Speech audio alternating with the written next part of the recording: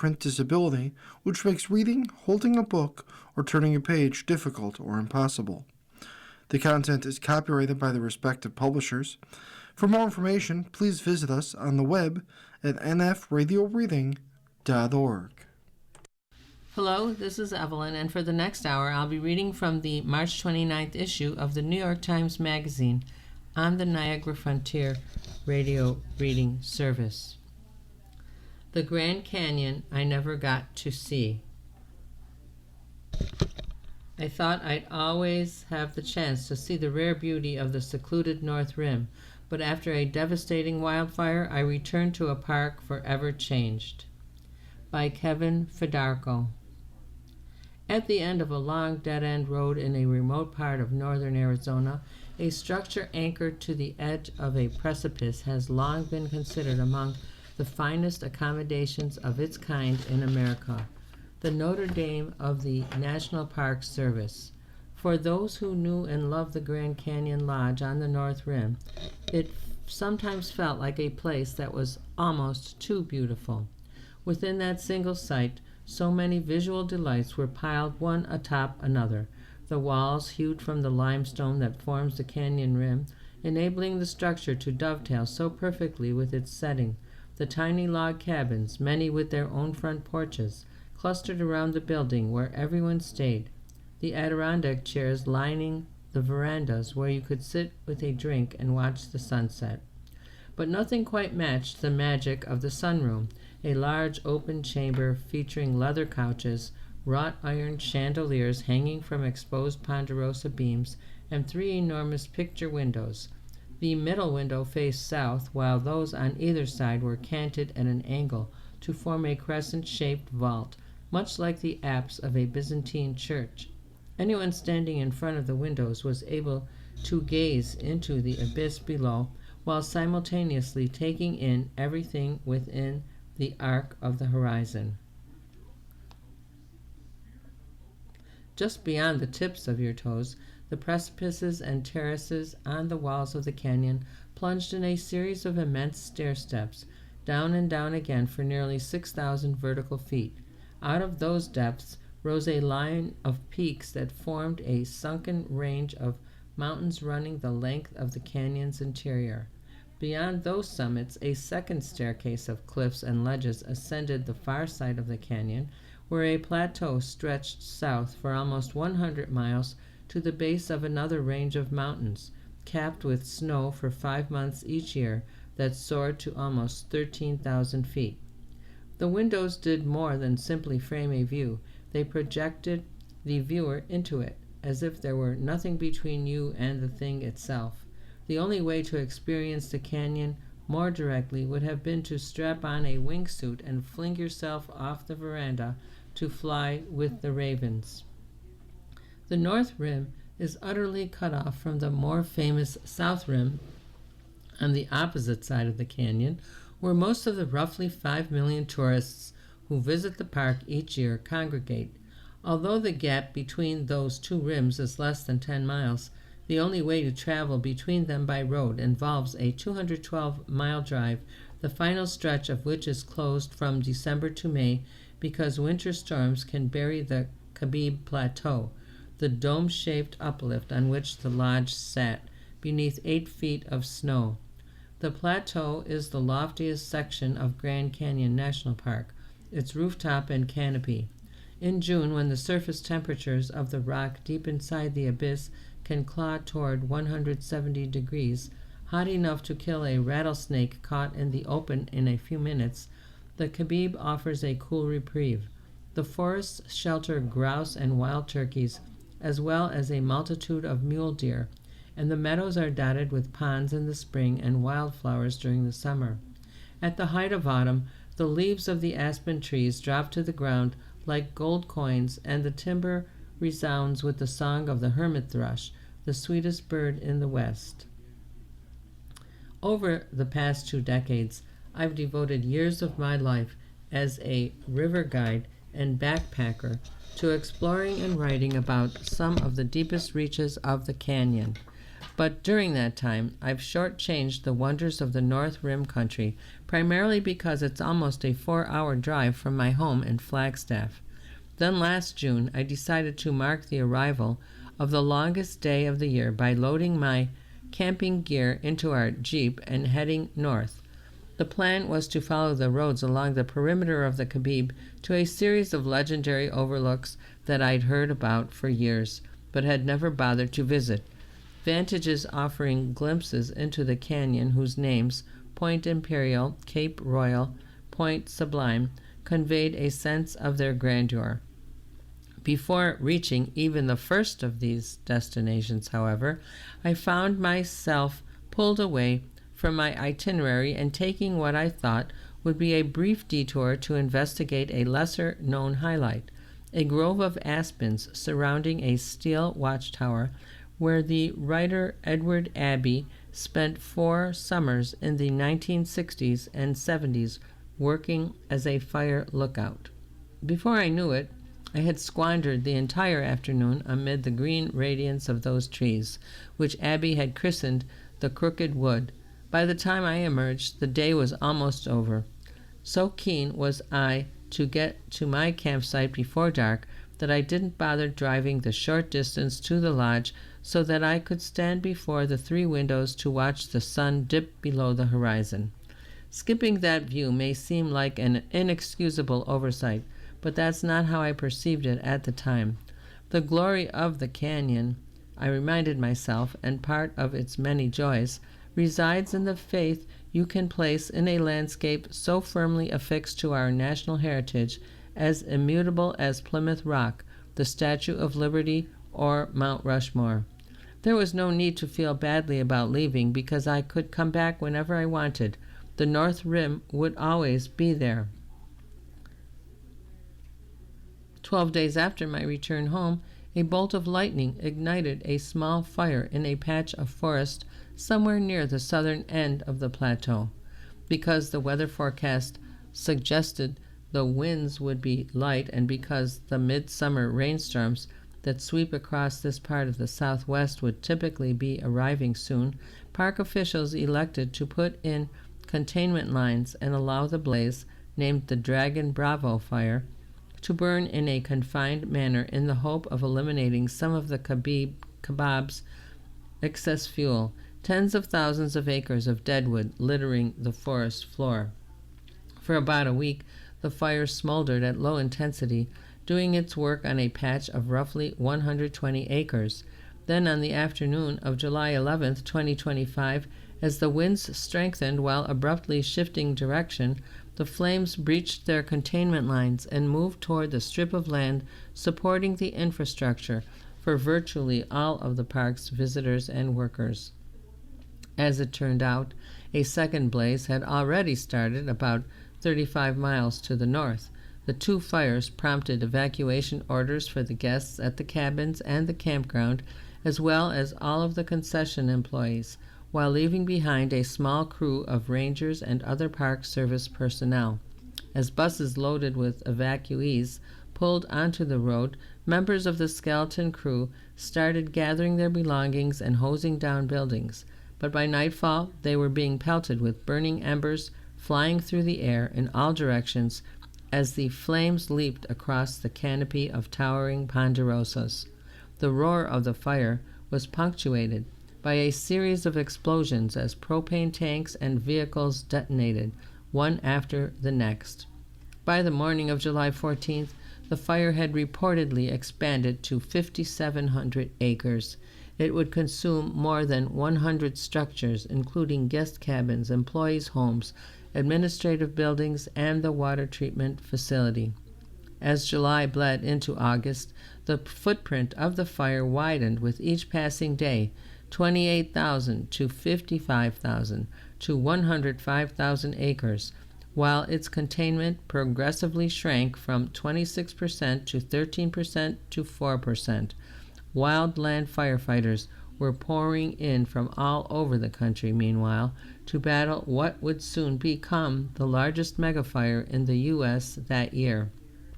During this time, those of us whose lives are entwined with the canyon, hiking guides and river guides, geologists and naturalists, historians and writers, communicated incessantly with one another. We debated the wisdom of the Park Service's decision not to suppress the blaze from the outset, while reminding ourselves that wildfire has been a natural part of this landscape for millenniums. We traded the names of people we knew on the North Rim who had lost their jobs, their homes, their businesses. And with a growing sense of despair, as we monitored the burn maps on apps providing real-time updates on the progress of the fire, we cataloged the relentlessly expanding roster of cherished features as they were consumed. The Transept Trail gone, Marble Viewpoint reduced to ashes, the Uncle Jim Trail obliterated, Tridal Peak torched, and the North Rim's matchless focal point, the Grand Canyon Lodge, surrounded by flames. It's a stinging revelation to find yourself confronted with proof of just how ephemeral our most precious landscapes can be. The losses mounted, and still the fire raged. Then one evening, during the second week in August, I decided to head up to the South Rim to peer across the canyon and see the monster with my own eyes. After driving through the entrance gate, I pulled into a lot adjacent to one of the hotels and settled onto a bench at the edge of the abyss. A fat pillar of smoke was climbing into the sky above the North Rim and billowing out to form a twisting, seething mass of pyrocumulus clouds, also known as fire clouds, that reached 24,000 feet, creating its own weather. Beneath that display of hot gases, a glowing fringe of orange on the rim indicated that the edges of the fire were pushing out far to the east and west. The smoke kept rising, and the clouds continued to throb with sickly yellow and black whorls until just after sunset, when the boiling mass of vapor suddenly turned pink and scarlet, like a poisonous flower opening its petals. The spectacle lasted only a few minutes until twilight arrived, smothering everything in an elixir of violet. All along the far side of the canyon, a cluster of dots began to wink on, like fireflies cavorting in a field. The dots flickered and subsided, only to reappear again in greater numbers and with growing intensity. 10 dots became 20, 20 became 50. Eventually, as darkness descended, hundreds of shimmering dots coalesced to form a pulsating galaxy of light. At first, I had no idea how to interpret this, but as successive constellations of dots continued to flare and expand, I realized that the fire was doing something almost no one, certainly not I, had ever imagined. It wasn't simply incinerating the Kababe Plateau, it was also raging inside the canyon.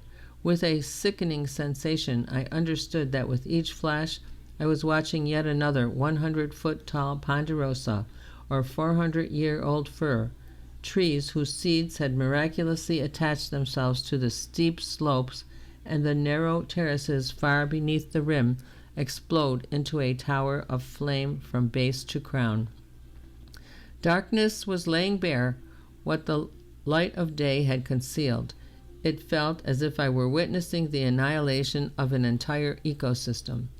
That impression was reinforced several weeks later, following the announcement in late September that the dragon had finally been contained. The toll of the inferno included the total number of acres consumed by the blaze, almost 150,000.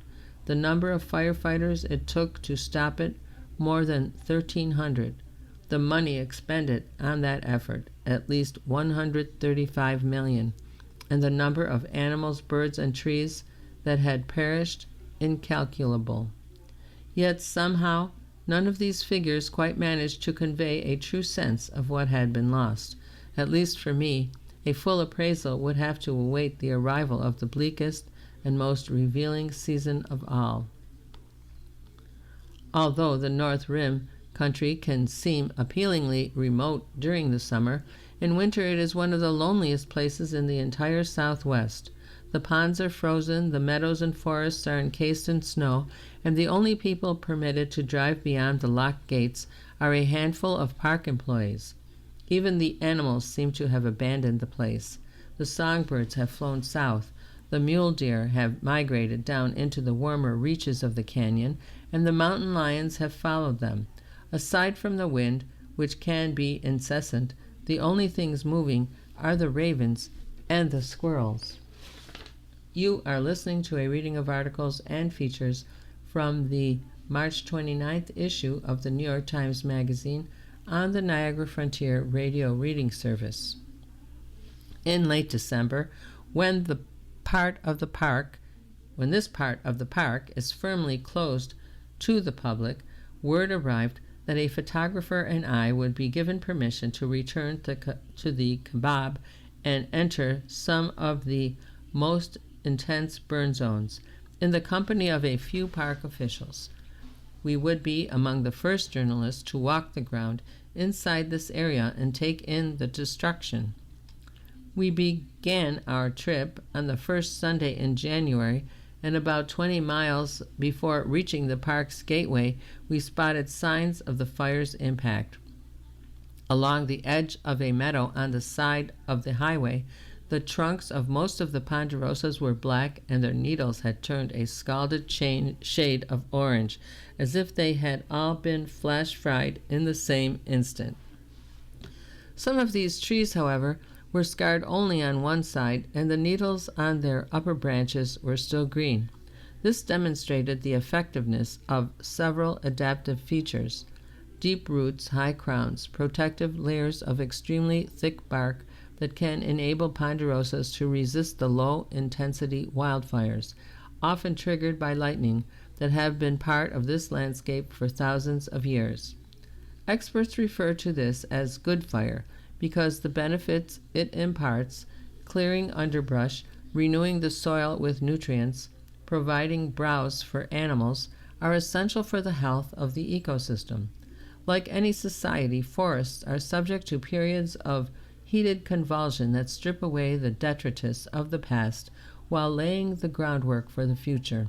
The problem is that after a century of aggressive fire suppression on the part of the government agencies that manage America's public domain, these landscapes are now primed for high-intensity fires against which the trees have no defense.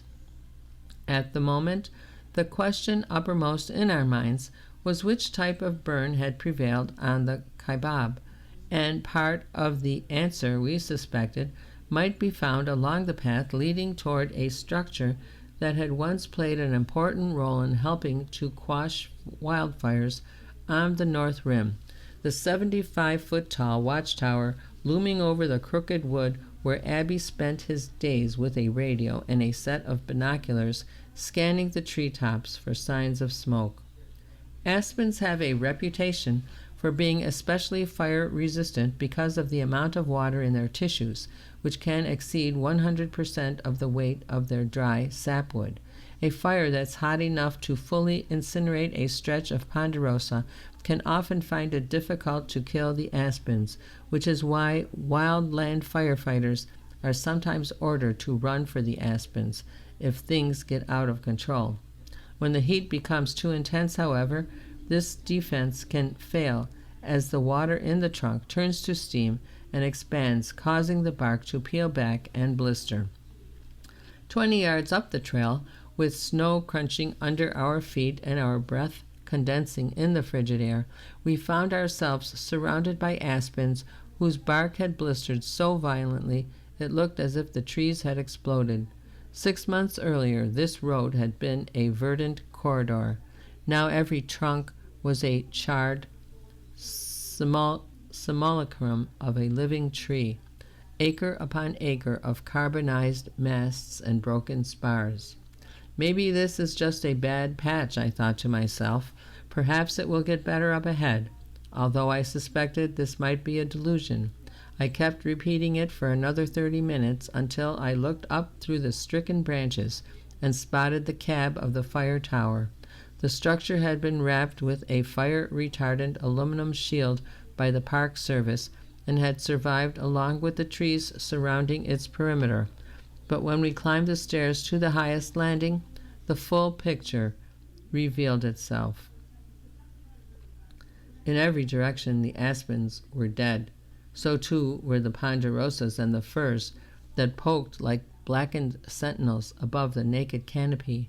On a few of the ridge lines in the far distance, there were isolated patches of trees that might have survived, but the rest of it was what foresters called the standing dead, ghost trees which in the years to come would slowly collapse and fall to the ground.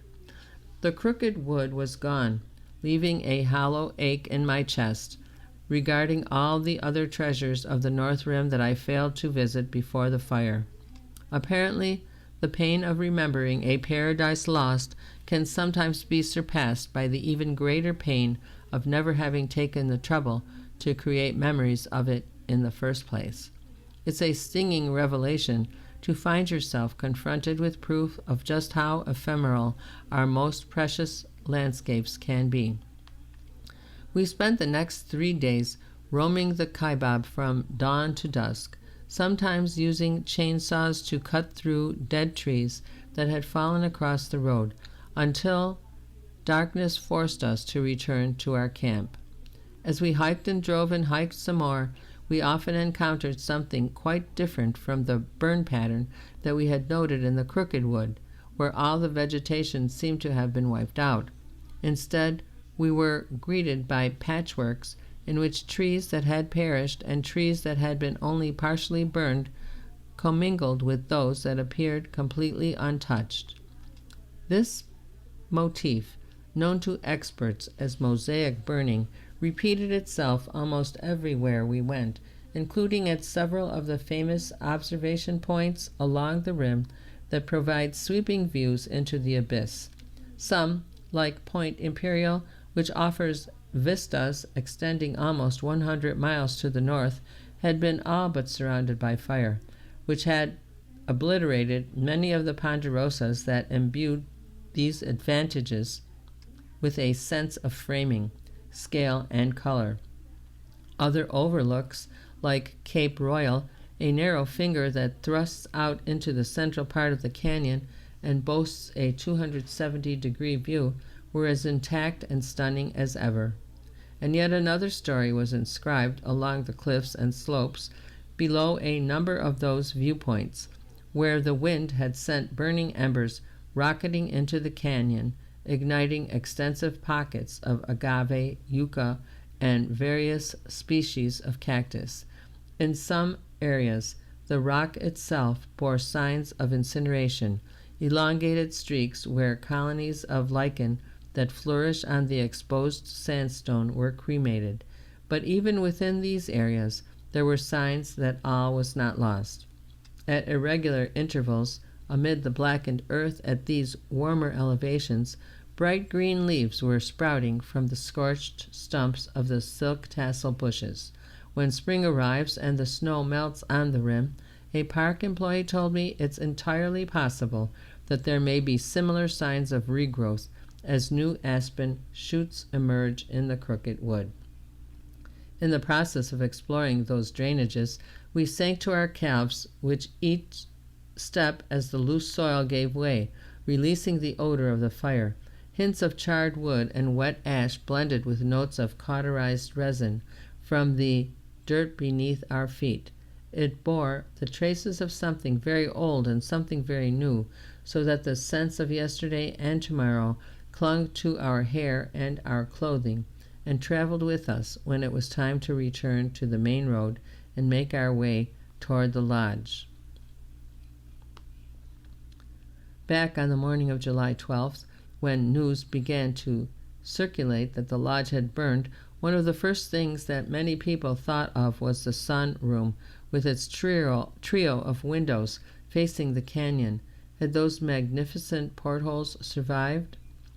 Within days, an aerial photograph surfaced on social media and revealed that although the roof and the interior were now a smoking ruin, the skeleton of the building appeared to be more or less intact. the walls stood tall, a number of singed ceiling trusses remained, and most important of all, the frames of the 3 windows still loomed over the abyss. That was the image to which I was clinging as we drove to the end of the road, which led to a muddy area that had once hosted the visitor center, the gift shop, the coffee shop, and saloon, and scores of log cabins. Just beyond this mess, a chain-link fence encircled the site of the lodge. As an employee opened the fence gate, he explained that the heat from the fire had compromised the integrity of the stone and mortar, forcing park officials to order most of the remaining walls to be razed to the ground in late autumn.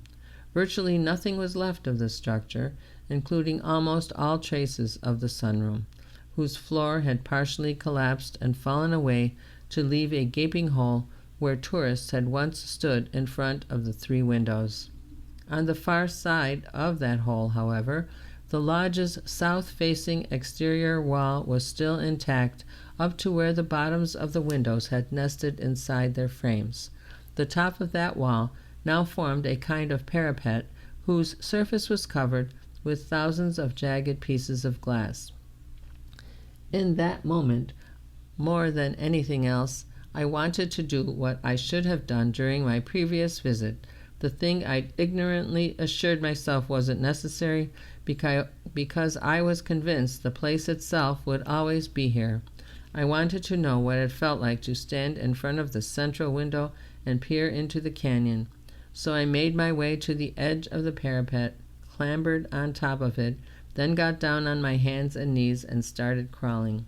Shards of glass cut into my palms and shins, while the wind hurled sharp granules of ice into my face, harbingers of a storm that was already approaching from the west. I kept plodding until I finally arrived at the middle of the central window frame. Then I stood up, balancing carefully to see what the canyon had to show me. As an armada of steely clouds with coal-black hulls was scudding between the rims, while a wash of pale pigments played across the canyon walls in a way that was entirely unfamiliar to me. These colors were nothing like the dazzling flares of summer or the luminous pastels of late autumn. Instead, this was a symphony of pure winter light. Creamy lavenders, spectral grays, and muted yellows, all the named and unnamed shades of ruination and mourning.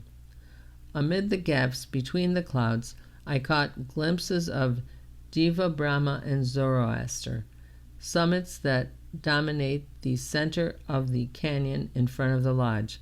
But what seized my attention was something far more subtle taking place directly at my feet.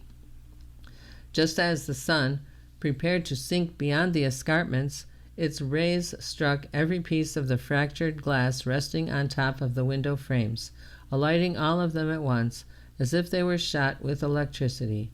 The windows may have been shattered, but their allure was still potent and gleaming, as if all of the light and splendor that had been poured into them over the years was now being released and permitted to return to where it belonged. One of the most memorable sights I had ever beheld was unfolding before my eyes right now, after the fire. These days, many people who love the North Rim speak of it as a lost world, a kingdom whose enchantments have gone up in smoke and whose luster will never be the same. There may well be some truth to this, especially if you are measuring the fire's destruction on the scale of a single human lifetime. But in addition to being a catastrophe, what unfolded here is also an antecedent to a renaissance, a story not only of what has been lost, but of what eventually will find a way to flourish and endure. Now this is a place that does more than simply dazzle and entertain. It is a realm whose beauty, like that of the windows of the sunroom, has been refracted through brokenness, then sharpened by yearning and loss into something miraculous. When the world burns, something wondrous often emerges from the ashes. And so, the magic of the North Rim blazes as brightly as ever, a truth underscored by a commitment among park officials not only to reopen the gates and begin welcoming visitors back as early as May, but also to restore the lodge to its former grandeur. The process could take years, but when it is complete, visitors may, with a bit of luck, once again take in the canyon's majesty through those exquisite windows. At the pageantry of light played across the smashed glass, I reached down and picked up a single shard. It was almost an inch thick, with the weight and heft of a large gemstone. Sitting in the palm of my hand, it crystallized everything the lodge once was, while offering up a reminder, let's call it a promise, that when the world burns, something wondrous often emerges from the ashes, annealed by flames and polished by the passage of time. You are listening to a reading of articles and features from the March 29th issue of the New York Times Magazine on the Niagara Frontier radio reading service. My mother's dying wish took me on a trip I'll never forget. What I thought was a burden was a tether across Death's Divide by Maggie Shipstead. Maggie Shipstead is the author of Great Circle, a novel about a daring female aviator who vanishes in Antarctica, which Shipstead has visited 3 times. On the ship I boarded, at the bottom of Argentina, with the 3 men I love most, I put my socks in a drawer, my sweaters on a shelf, and my mother's ashes in the cupboard above the mini-fridge. They were in a clear plastic bag inside a blue plastic box I'd ordered from Amazon, emblazoned with stickers that said, "Cremated remains and fly safe." This would be my 3rd trip to Antarctica. The first was in 2016, from New Zealand to the Ross Sea, at the beginning of a relationship with a man who led commercial voyages to remote regions. In a journey of 5 weeks, we had days and days of big seas, the swells sometimes topping 30 feet. Tending bar in the evenings, I developed a technique for mixing simple cocktails with my feet braced wide, moving my pouring hand with the roll of the ship. Discomfort was a small price to pay for witnessing the Ross, a seldom visited part of Antarctica, 1,800 miles south of New Zealand. When I remember what I saw, a full moon rising over the trans-Antarctic mountains, their snowy summits pink with midnight dusk, emperor penguins, steam-breathing volcanoes, explorers' huts still intact, tabular icebergs the size of cities, my chest still constricts with something piquant and not easily identifiable, maybe longing. So glorious was the Ross that when I accepted a magazine assignment to travel to the Antarctic Peninsula in 2019, I had snobbishly low expectations. The peninsula is separated from South America only by the relatively narrow 600-mile Drake Passage, and despite the Drake's notoriously stormy weather, it remains by far the most accessible part of the Antarctica and the destination for an overwhelming majority of visitors. I thought of it as Antarctica Light, but I could bring a guest. By then, my mother had been living with chronic lymphocytic leukemia for 11 years, and despite a recent setback, she really wanted to go. Her doctor timed her treatments so she could be away for a month, time we spent mostly on a cruise ship, bouncing down the Chilean coast to Antarctica and back up to Buenos Aires. One morning, we woke to a grayscale landscape, rock, ice, cloud. In the photo I took of Mom on our balcony, her hands are balled into fists, pressed to her heart, her smile tremulous. When we first stepped ashore, she said she wanted to kiss the briny pebbles under her boots. She wanted to do everything. She hiked in the snow. She kayaked. She fell in love with penguins, especially the saucy knee-high gentoos with thick white markings above their eyes like earnest Borgnine brows. I was chastened by the peninsula's austere, extreme beauty. Here, like the Ross, was a place that would kill you without noticing, a place that made you feel tiny and vulnerable, its fearsome grandeur offering access to the sublime. When we sailed north away, Mom embraced me in our cabin and cried. When she got home, she ordered a vanity license plate for her car that read Gentoo 1. What a gift that time was. Just the two of us, a year before COVID and 3 years before she died. We hadn't traveled as a pair since the late 90s. The summer before I started high school, she'd gotten us the rail passes and let me choose where we went. When I led us on a multi-day pilgrimage into the Swiss Alps to visit a monastery I'd seen in a 40-year-old issue of National Geographic, she didn't bat an eye. A year later, deep in a Russian history obsession, I talked her into taking me to St. Petersburg for the cathedral reburial of Tsar Nicholas II and his family, amid clanging bells and a procession of hearses along the Neva. Wanting to see a place, she taught me, is good enough reason to go. Late one night in September 2020, Mom texted me. She'd just finished reading the proofs of my third novel, Great Circle, then 8 months from publication. The book is about a fictional pilot named Marion Graves, whose remains end up in the Southern Ocean. GC is a memorable, stick-to-your-heart story, she wrote, as though I'd ask her to supply a blurb for the book jacket. It inspired a very personal decision, which I think I'm ready to tell you when I see you next. Smiling face with hearts emoji. I had no idea what she could mean. A few weeks later, I drove down to San Diego from Los Angeles and sat with her in her sewing room, her sanctum sanctorum, stuffed with fabric destined for quilts.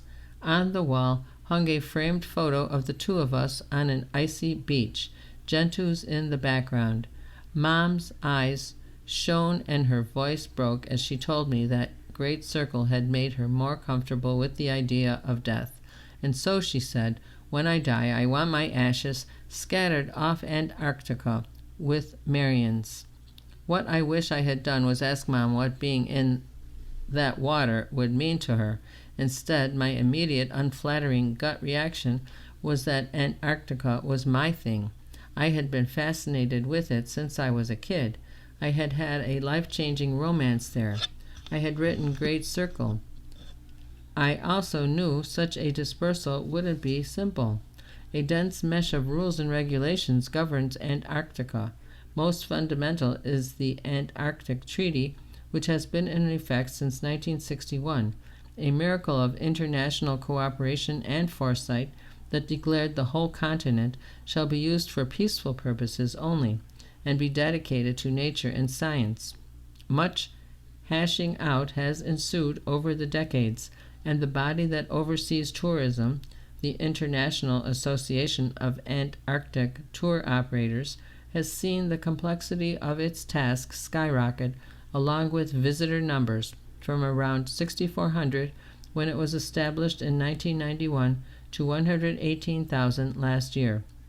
While IAATO helps prevent greedy and careless humans from doing stupid and destructive things, example, scattering ashes willy-nilly, its bureaucracy can be formidable.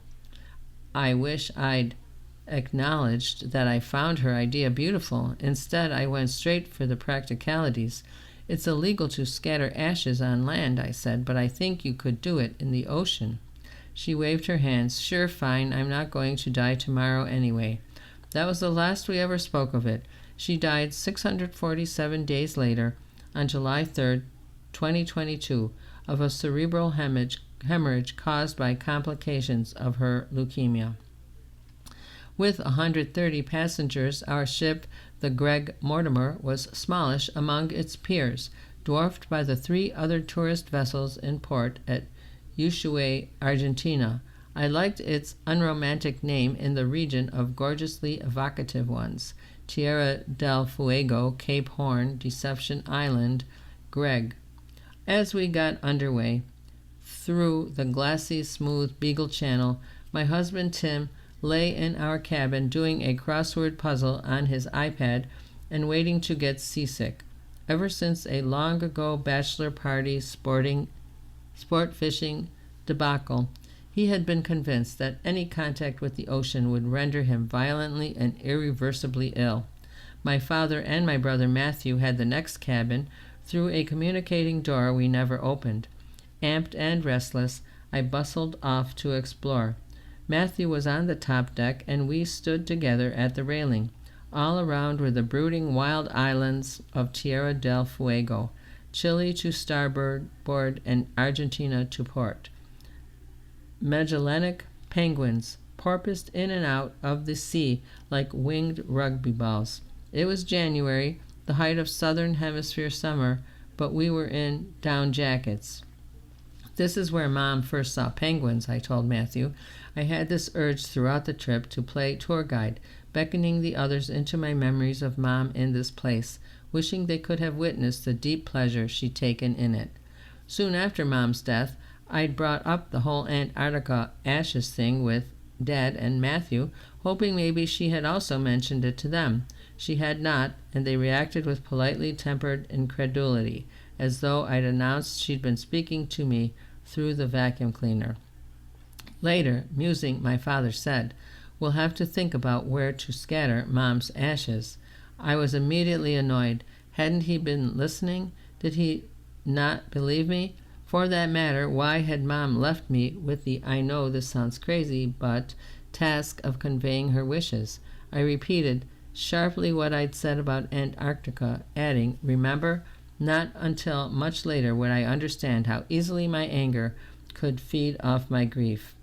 Nor did I consider that my father might have been hurt by his wife of 52 years confiding in me but not in him. He blinked. Yeah, but I didn't know how serious she was. She had seemed serious to me, I said. I described the emotional announcement in her sewing room. Her idea might have been outlandish, but it was the only specific after-death wish she'd expressed. I didn't see how we could brush it off. Dad stared at me, amusement seeping through his skepticism. In my family, fraught moments are perfectly valid opportunities for jokes. Well, he said, it's a good thing she's being cremated because otherwise right now we'd be putting you on a tramp steamer bound for the southern seas. A year passed after Mom's death before I began considering how to get the ashes to the Antarctic, another before I began trying to plan in earnest, and 18 months more before we went, this January. There had been dead ends along the way. Expedition companies were leery of my plan to write about the ashes because they would have to trust me to accurately convey their compliance with IAATO's rules. Matthew was easy to enlist, and Dad surprised me after some hemming and hawing by signing on too. Tim I coerced. While I was glad for the company and warmed by the idea that Mom's loved ones would see Antarctica because of her, getting 4 people with 4 different travel styles to Antarctica up the difficulty level by several orders of magnitude. This wasn't my idea, I kept saying whenever anyone got frustrated with the complexities, but we all knew it might as well have been. I had taken Mom to Antarctica in the first place, and I'd relayed her wishes and vouched for their sincerity. By telling me, and only me, Mom had put me squarely in charge. I don't think Dad, Matthew, or I had fully comprehended how load-bearing my mother was within our family structure until we found ourselves left in the rubble. Rebuilding had taken time and painful effort. When my brother went through a challenging period, my father, in his 70s, took up the mantle of primary parent for the first time, flying to see him, calling me to worry and talk things through. I became the curator and disseminator of Mom's stuff, the decider of what was for dinner, the host and grand arbiter of Christmas. Sometimes I chafed at gendered assumptions that certain responsibilities of the organizing, feeding, planning variety would naturally fall to me because I was the woman. I decided not to have children partly because I didn't want to be a caretaker, but my rejection of that role had been easier when Mom, the apex caretaker, was alive. She'd been so good at taking care of us that, complacently, we thought we were taking care of ourselves like toddlers helping in the kitchen. The first night on the Greg Mortimer, our swells topped out at 12 feet, modest for the Drake Passage, but enough for the ship to roll. I slept badly, worried that Tim would get sick or forget a cardinal rule of rough seas, which is not to hold onto any door jambs for balance, as doors can fly shut and break or sever your fingers. He'd never wanted to come on this trip and had dreaded it to the point of panic. But I strong-armed him into it because I selfishly wanted his company. Maybe I'd harbored a dream that one legacy of my mom's request might be Tim discovering he loves the polar regions as I do, despite his insistence that he would not. We awoke the first morning from a barfless night, fingers intact, and stared at each other in wonder. Either a miracle had occurred or the prescription anti-nausea patch behind his ear had worked. I don't even know who I am anymore, he said. A natural-born seafarer, I said. He made a yuck face. You are listening to a reading of articles and features from the March 29th issue of the New York Times Magazine on the Niagara Frontier Radio Reading Service. That afternoon, the expedition staff told me we needed to scatter the ashes before we passed through the Antarctic Convergence, the marine zone where very cold water coming from the south meets less cold sub-Antarctic waters. In practice, this meant we had to be north of 60 degrees south latitude, roughly the southern edge of the convergence, and exactly the northern edge of the area governed by the Antarctic Treaty and IIATO, and that meant we needed to disperse the ashes before the end of the day. It was decided, 8:30 p.m., Deck 4, port side aft. Before dinner, my father and I went to a lecture on marine mammals. Afterward, about Mom and her request, he said, I always wished she told me because I would have tried to talk her out of it. Probably, I said, that's why she didn't tell you. He smiled ruefully. Probably. After dinner, I took the blue TSA-approved travel box into our cabin's bathroom and sat on the shower floor. I pulled out the heavy bag of ashes, stretched a hole in the plastic with my thumbs, and emptied the white grit into a cardboard scattering tube with a perforated top, another Amazon funerary purchase. The blue box had traveled all the way from L.A. in my carry-on, every security check making my heart race like I was smuggling a kilo of cocaine. Cenizas humanas, I'd explained to the Argentine customs agents, proffering my mother's death certificate. They asked what I was going to do with them. When I said I was going to Antarctica and throw them in the ocean, they shrugged me on my way. In the U.S., with very few exceptions, cremations take place in kiln-like incinerators called retorts at temperatures high enough to combust human tissues into gases and particles. What's left is not really ashes, but bone in chunks and fragments, and the residue of whatever casket was used. This is all poured into an industrial machine called a cremulator and pulverized into the grit and powder we call ashes. The term has the right redolence, dryness, aftermath, a gray and final alchemy, but both the word and the substance seem perhaps too inert and processed, eliding the truth of the profound transition that has occurred. Cremation is a means of circumventing decay, of turning flesh into portable dispersible remains. When you bury a body, you're done with it, but ashes require another step, another decision. Do you bury them under a headstone, as my paternal grandparents had requested, so mourners have a place to leave flowers? Do you scatter them in a beloved forest, as my maternal grandparents wanted? You could forget them in a closet, or you could embark on a quest, a trial of perseverance and devotion, ending in a cold and faraway stretch of ocean. 15 years ago in Bali, I watched an open-air cremation. Hundreds of people paraded through the streets of Ubud, carrying elaborate pyres to a forest clearing where family members set them alight, first gently with incense sticks and later juicing the setup with blowtorches. At one point, as a pyre shifted and collapsed, a skeleton sat up in the flames, its skull blackened, fire between its ribs. The atmosphere was cheerful and festive. People slung their arms around one another and took selfies. The sense of camaraderie and collective ritual was thrilling. How amazing for the dead to be kept company, not shut behind the steel door of a retort in some anonymous industrial park. How enviable. My mother had been alone, but now we were with her, An impersonal process had transformed her to grit and dust, but we were about to carry out what she'd call a very personal decision. I felt the weight of her in my arms as I carried the cardboard tube down the ship's long corridors. I felt the weight of ritual too, solemn and comforting. The evening was windy and golden when the four of us stepped out onto the deck near the stern. The swells trailed veils of foam. When Mom imagined being scattered off Antarctica, I think she probably pictured the peninsula's mountains and glaciers, but this, the open ocean of 59 degrees south latitude, was the best we could do. The Antarctic convergence has its own metaphorical weight. It's a zone of transition and mixing, of upwelling nutrients that sustain an ecosystem.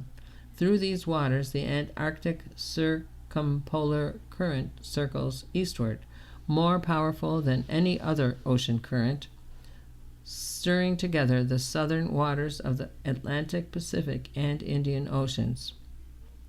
Matthew stood wiping his eyes. Tim took photos. My father talked about how Mom's request hadn't made sense to him until he learned that Antarctica had eased her fear of death. She never ever wanted anything to do with the big D, he said, but if Antarctica or the idea of Antarctica had given solace, then he understood. I read the lines from Great Circle about Marion's ashes, the lines Mom had read and claimed for herself. She's in the ocean now, as she always was meant to be. Most of her has come to rest, scattered on the cold southern seafloor, but some of her smallest, lightest fragments, floating dust, are still being carried along by the currents. I held the cardboard tube out over the railing, into the wind, and shook it. Heavier bits fell to the water while a powdery white plume blew out over the ship's wake. Matthew and Dad took turns scattering, and when there wasn't much left, I pulled the two halves of the tube apart and set the last of her free. For months, when people had asked how I would feel after scattering the ashes, I always said, without hesitation, relieved. But what I actually felt, sharp and unexpected, was loss. By the time we left, I was eager, almost desperate, to shed the burden of it all. I had said many times to many people that if Mom had any inkling of what a colossal hassle she was saddling me with, logistics, expense, carbon, guilt, sheepdog tasks like making sure the men had all travel insurance and waterproof pants, she would have instantly rescinded her request. But that's part of what's beautiful, my friend Micah said, because she probably made choices to take up less space lots of times in her life. This knocked me back. Mom was a woman, a wife, a mother, a teacher, a middle child, a Midwesterner by upbringing, the daughter of a Unitarian minister and a kindergarten teacher, a perfect storm of nice girl self-denial. Her way of living had been modest and grounded, which made her vision for her remains only more mysterious to me. Grief is sneaky and shape-shifting, and like the proverbial elephant in the darkroom, impossible to perceive in its entirety. But I thought of loss as more finite and external, a discrete event in which my living present mother had been taken away and replaced with irrevocable absence. Until I shook the last of her physical being into the wind and water, I thought I was done, losing her. In actuality, the unfinished obligation of her ashes had staved off a certain finality. The ashes had seemed like a burden when there'd really been a tether, held taut across death's divide. Once I fulfilled my promise, that connection was severed. Clutching the empty cardboard scattering tube, I turned to Tim crying and said, "She's really gone." An obvious fact and yet a revelation. She could ask nothing else of me. I could give her nothing. And there we were, the four of us, our jackets lightly powdered with ash and our mission accomplished, oddly enough still at the beginning of a trip to Antarctica. We saw all the stuff, the mountains and the ice, the penguins and the seals, the sunset, but the sky stayed light. Humpback whales, once hunted almost to extinction in these waters, frolicked with their calves. A Canadian woman lost the meaty tip of her finger to a slamming door.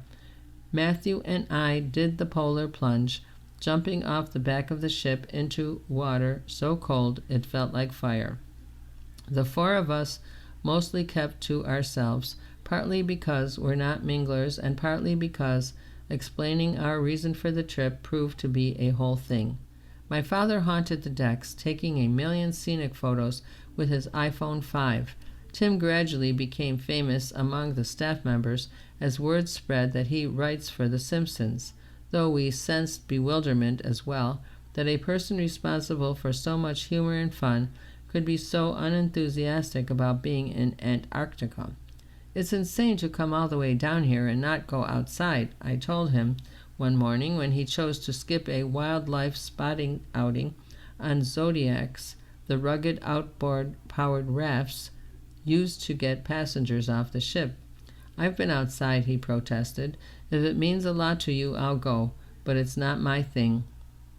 Exasperated, I went without him, convinced he was being stubborn and contrary and robbing himself of life's Antarctic joys. But then bouncing over choppy waves in a Zodiac and getting splashed in the face with freezing salt water in order to see elephant seals lying like logs on a beach, absolutely my idea of a good time, I realized Tim had protected both of us by not coming. He would have been miserable, and his misery would have diminished my happiness. So he didn't love Antarctica. So what? To come on the trip at all, certain as he was that he was condemning himself to death by seasickness, had been an act of bravery, his presence a declaration of devotion. I had thought, when Mom died, that I would probably end up scattering the ashes alone. That would have been simpler. I would have fretted much less about travel arrangements and dinner conversation and whether the men were having a nice time, and if not, they resented me for it. Simpler, but so sad. Sad to be the only one to remember the golden light on the sea and her ashes hanging in the air. Sad to return alone on a ship of strangers to a place where her joy and mine had amplified each other. It was an act of care that my father and brother didn't let that happen. Their presence, too, signified devotion, not just to my mother, but to me. Now I am home, and Mom is still in the Southern Ocean, motes of her drifting over unknowable distances. I think she thought of being scattered in that faraway water as a means of self-erasure, the exchange of bodily cohesion for oneness with a place that moved her. But inevitably it was a statement of self, too. Her wish was a posthumous revision, an author's note. I was not quite the person you thought I was. A few months after she died, we had a normal sort of memorial service for her, with family and friends, eulogies and canopies. It was lovely and moving, a fitting way of honoring the woman we all knew. Antarctica was how we honored what we didn't know. You've been listening to a reading of articles and features from the March 29th issue of the New York Times Magazine. Your reader has been Evelyn. Thank you for listening. Coming up next in the Niagara Frontier Radio Reading Service, we have the USA Today. Following that at 2 o'clock is episode number 16 of Buckeye by Patrick Ryan. Stay with us for these readings and more.